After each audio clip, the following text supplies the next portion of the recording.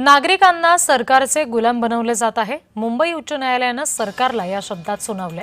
Police हे पंतप्रधान किंवा मुख्यमंत्र्यांचे नोकर नाहीत, जनतेचे सेवक आहेत। न्यायमूर्ती माधव जमादार यांनी कडक शब्दात हे ताशेरे ओढले। राजकीय कार्यकर्त्याचा तडीपारीचा आदेश रद्द केला गेला। मुंबई उच्च न्यायालयाने पोलिसांना फटकारत एका प्रकरणात तडीपारीचा आदेश रद्द केला। पक्ष किंवा नेत्याविरोधात मुर्दाबाद घोषणा दिल्या म्हणून कुणालाही तडीपार करता येत नाही।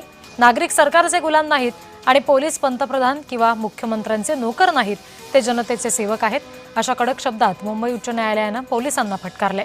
शिवाय राजकीय कार्यकर्त्याचा तडीपारीचा आदेश रद्द केलाय।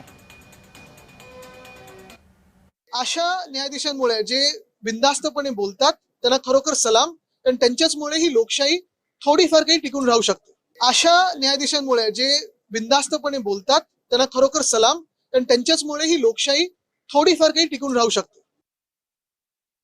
देशाची परिस्थिती जाणून एखादा माणूस जेव्हा टिप्पणी करतो किंवा आपल्या खुर्चीवरनं बोलतो, जी खुर्ची अत्यंत महत्वाची आहे, संविधानाची प्रतिष्ठा आणि संविधानाचं रक्षण करणारा माणूस जेव्हा हे बोलतो, तेव्हा त्याच्या समोर संपूर्ण चित्र असतं आणि ते चित्र संक्षिप्त हे करत तो हे शब्द उच्चारलेत त्यांनी। त्यांचं मनापासून अभिनंदन की तुम्ही सत्य बोललात।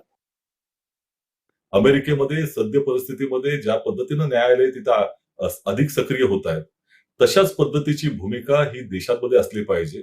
दुर्दैवानं ती अपवादाने दिसते। हे अपवाद प्रघातामध्ये बदलले पाहिजेत आणि लोकशाहीवरचं आक्रमण थोपवण्याची भूमिका ही न्यायालयानं सातत्याने घेतली पाहिजे।